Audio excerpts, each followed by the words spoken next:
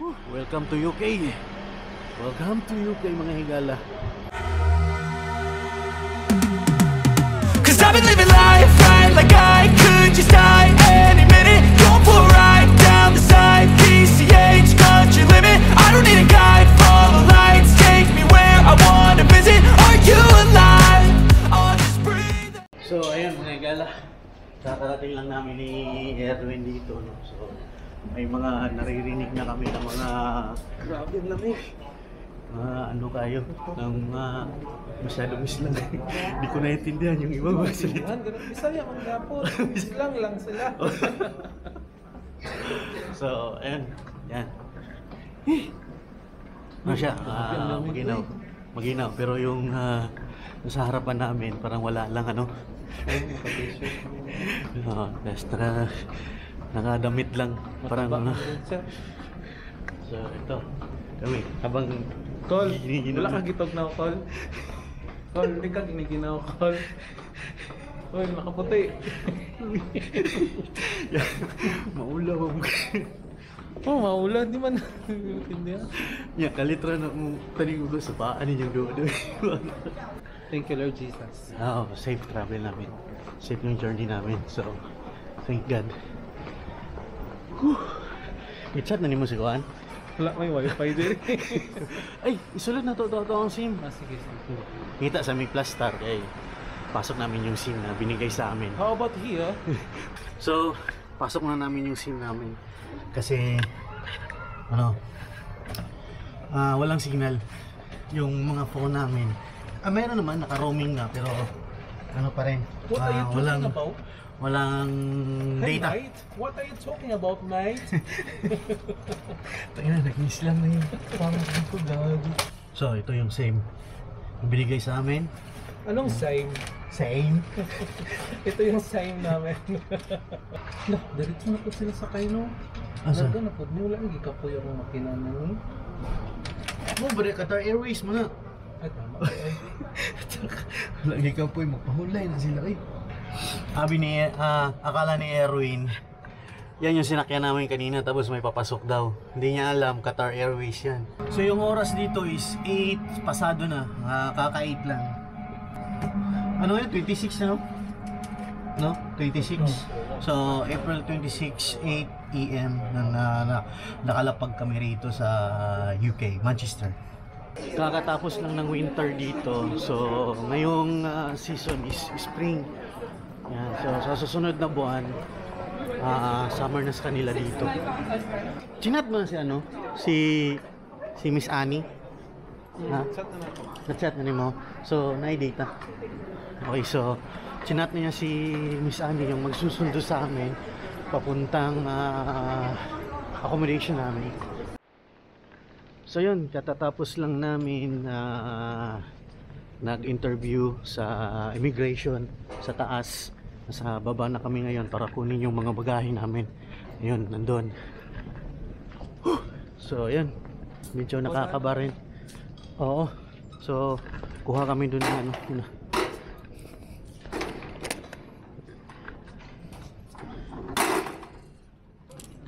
So kailan may bayad pala. May bayad. Brad, may bayad, Brad. Ano kaya ano pa? Kugpila mo din na day. Coins lang. Nakoy 5. Na pound? Unsa masuklian day tana? Ariyo. So ayun mga higala, no? Nakuha ko na yung baggage ko. Kaso nga lang yung baggage natin nasira. Ayun no. Shit, nasira. Marami kasi itong laman eh. Nasa actually 20 kilos lang tong kaya nitong tong luggage na to. Eh ginawa kong 21 mahigit yung luggage, mabigat, maraming mga damit na nilagay ko rito. Siguro na-expand siya. Ano lang din to mumurahin. Pero okay lang, at least siguro wala naman siguro nawala dito ano. So ayun mga higala. So kung padala kayo dito ng mga luggage, siguro yun yung sakto lang talaga yung ano, yung hindi mabibigat. Siguro tinapon-tapon siguro to ano. Kasi nasira siya eh. So, hinihintay pa namin yung yung magsusundo sa amin dito. Nag-message na kaming dalawa kay Miss Annie. Kaso nga lang, hindi pa niya nababasa yung message namin. So, anong oras na ba? Nasa 9 o'clock na yata. 9 o'clock na ba? 9? Oh, 9:08. So, hintay-hintay lang. So, hinihintay pa namin yung sundo namin, no? Nagbigay ng detalye ng sasakyan yung aming company. Yan. So, dito ako sa labas ngayon. Yan. So, napakalamig. Yan, pumapasok siya talaga sa sa pantalon, yung lamig niya. Pati din sa sapatos ko. At saka sa medyas.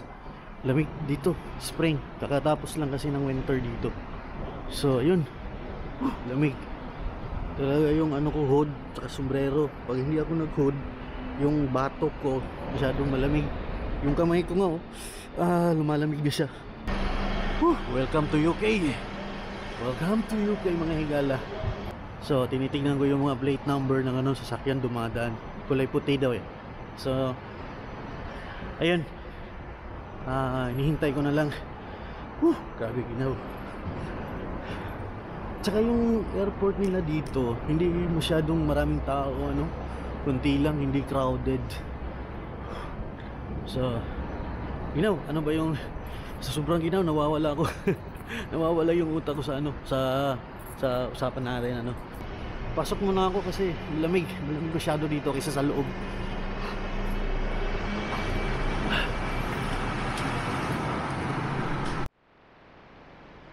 Tradre, padulong. So, kay West Car Park daw kami maghihintay kasi nandun na daw. So, yung West Car Park nakalagay doon, T2 West Car Park. So, nandun. So, tara. So, pupunta na kami doon. Hanapin na daw namin yung sasakyan. So, ayun mga igala. So, nandito na kami sa sasakyan. Ihatid na kami doon sa accommodation namin. With, what's your name, brother? Nasser. Nasser. Okay. Hi, Nasser. Shout out to Nasser. And yeah. So, we go to our accommodation with Nasser. Yan.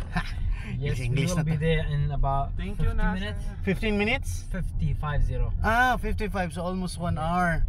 Okay. So malayo-layo rin pala. Malayo-layo yung lalakbayin. So who will pay this taxi? The company? The company, yeah. You working with the company? No, I'm not working with the company. I'm working for Prestige. Okay. Yes. Okay. So the company is renting you right now to get us. Pay only. This is taxi company. They send me to take you out. Okay. Account IDP, but the IDP gonna pay for your fare. Okay. IDP. Okay, thank you. So my wife is calling me right now. Hello. So walang traffic dito, Ang ganda ng takbo ng sasakyan namin ngayon. Yan. Walang traffic. Ayos, sana ganito sa Pilipinas. At the roundabout, exit. Take the first exit. So yan, malapit na kami. Yan yung final namin. So ganda ng bahay nila dito mga igalaw. Same design lang. Bricks. Number 30. Yeah. Keep going. You have reached your destination. That's 64. 60. Which number is 30? Yeah. 30? Yeah, says 30. Robert. So ayan, natagalan kami dahil may nagko-collect na ng basura. Kung saan pa yung malapit na kami, doon pa natagalan. Hello, Miss Annie. How are you? Hi. Hello. Hello. So, nandito na kami. So, nandito na ako sa kwarto ko ngayon mga higala. Ayan. So, dito ako sa baba. Dito ko pinili kasi madali lang, easy access lang kaysa doon sa taas. So, si Erwin doon sa taas siya ngayon eh. So, dito sa accommodation ko, mayroon ng banyo. So, hindi kalakihan. Okay na to. Yan. Paano ba ito buksan? Ah, okay. Yan. So, maganda siya, no? Tapos, mayroon na ring ref. Yan. Oh, ang dumi ng ref. Hindi pa nilinisan. Nako, ako pa pala maglilinis nito. So, ayan mga igala, no? Tapos, meron na ring mga, ano tawag nito? Invisible ice freeze, no? Siguro, gamit to sa mga nakatira. Ay, mayroon pang libre. So, mayroon ding microwave, oven. Ano ba to? Ay, ang dumi din. Ang dumi pala. So, ayan. So, meron to, lamp. So, may lamp, ano. Yung, ito yung sasaksakanan nila. Yung mga Pilipino kung mga papunta pa lang dito. So, bili na kayo ng adapter ninyo, no? Na ganito, yung saksakanan niya. Adapter, ha? Adapter. So, ayan. Ano to? Hindi ko to alam. Heater ba to? Paano ba to i-operate? Hindi ko to alam, ha? Yung room, pero malaki na to. Malaki na to, Brad, oh. Malaki na nito. Oh, laki na. Laki na nito. Ayan. So, ayos na. So, may libreng tuwalya pa pala rito. Yan. May libreng tuwalya. Yan. Ayos. So, ayun mga higala. Wala, jet lag pa ako ngayon mga higala. Oh. Ano, pula pa yung mata ko. Kasi kulang sa tulog sa aeroplano, ano. Ayun. So, bababa si Miss Annie ngayon. Para mag-usap daw kami sa mga bagay-bagay. Okay? Si Miss Annie nagbigay ng mga pagkain namin. Ayan, good for 1 week daw to. Pero sa tingin namin hindi to magiging 1 week. Aabot to ng mga 1 buwan siguro. Ayan, para sa amin. Ayan, no. So, Hamal George. So yun, no? Tingnan mo yung mata niya at saka yung mata ko, pagod at saka walang tulog. Ayun. So, nandito na yung namin, mga kusina, yan, libre na lahat. So, Mga kusina? Oh, mga kusina namin. Ayan. So, ayos. Marami, may mga chicken. Sana may baka. Hindi sila nagbigay ng baka. Grabe naman. Ay, ito, pork. Okay. So, Chef, ikaw na bahala sa pagkain ko, ha? Kanya-kanya, hindi. Isa ho na lang na ito, ni. Dilipit ako, eh. Pwede na kayo, sabay, na-chip kita lang na-chip dire. Oh, pwede. Good. So, ayun. So, dito kami sa Ellesmere. Temporary lang kami dito. So, yung Bridge of Allen talaga kaming dalawa. So, under renovation yung Bridge of Allen. So, pagsamantala muna kami dito. So, pag natapos na yung renovation doon, so, ililipat kami. So, hindi namin alam kung ilang buwan kami rito. So, okay lang yun. Basta may foods. 1 year yung pinaka mahaba na. So, ano yan? So, maghati-hati na kami ni Erwin sa pagkain. Ayos. Uy, tatlong bugas. Dapat upat, no? Wala ka nagdalag bugas ni mo?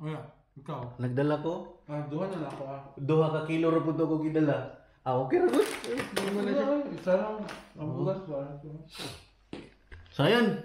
So, sabi ni Miss Annie, ngayon, rest day, Sabado, Domingo, rest day. So, by Monday, induction namin. So, Tuesday, night shift kami. So, Start Tuesday. ng bakbakan! Start ng bakbakan. Hindi namin alam kung saan kami malalagay, saan kami maaasay, ano. So, sana, makaya na namin itong aming trabaho ngayon. Lalo na ang lamig sa labas. Grabe, malamig. Parang naka-aircon lagi sa UK. Sa airport, mamigas na yung kamay ko. Oo, lamig, malamig. Paano na kayo sa site? Oo, lamig talaga, promise. Promise, malamig. So, ayan. So, hatiin muna namin to, no? Hatiin muna namin. So, Ano, mag time lapse na lang ako? Okay.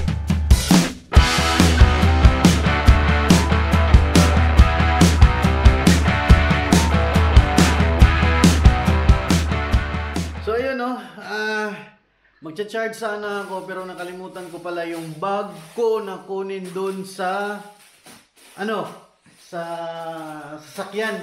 Ay, nakalimutan ko talaga. Shit. So, ayun, tingnan na namin to. So, tinawagan ko na si Miss Annie tungkol sa problema ko. So, ayun. Nakuha ko na yung mga pagkain doon sa labas. Ayan, inayos ko na pagsamantala, no? So, ito rin. Ayan, mga pagkain. Ayan, libre sa company. Ayos. So, mag-arrange muna ako ng mga gamit ko. Isasampay ko siya dito, mga higala. Ayan. Dito. Sa cabinet. Buti nga may cabinet.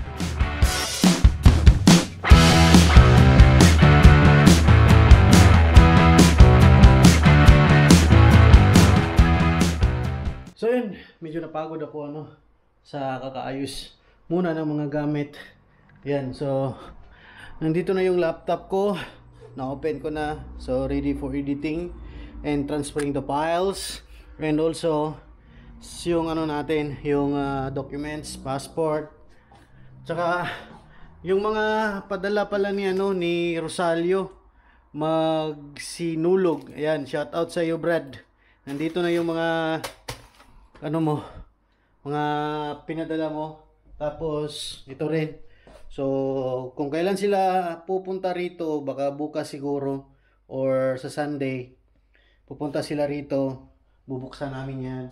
Tapos ito na yung mga gamit ko na nilagay. Yan, ayos na yan. Ay nako. So ayun, pahinga na tayo kasi may jet lag pa yata ako or basta ayun, pagod. Kailangan kong bumawi ng tulog, mga higala, kasi mahirap pag nasa eroplano, malayo yung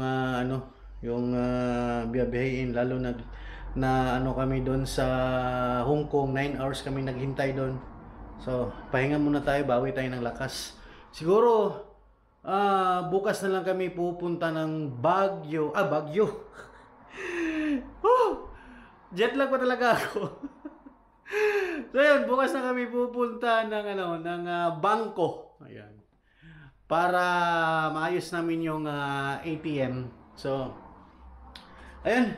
So have a good day, mga higala. So hanggang dito na lang po yung vlog ko. Maraming salamat sa pagsubaybay ng journey ko ngayon, Pilipinas, Hong Kong to UK. So maraming salamat po, mga higala. Please subscribe to my YouTube channel and please don't skip ads, mga higala. Please. So thank you. God bless us all.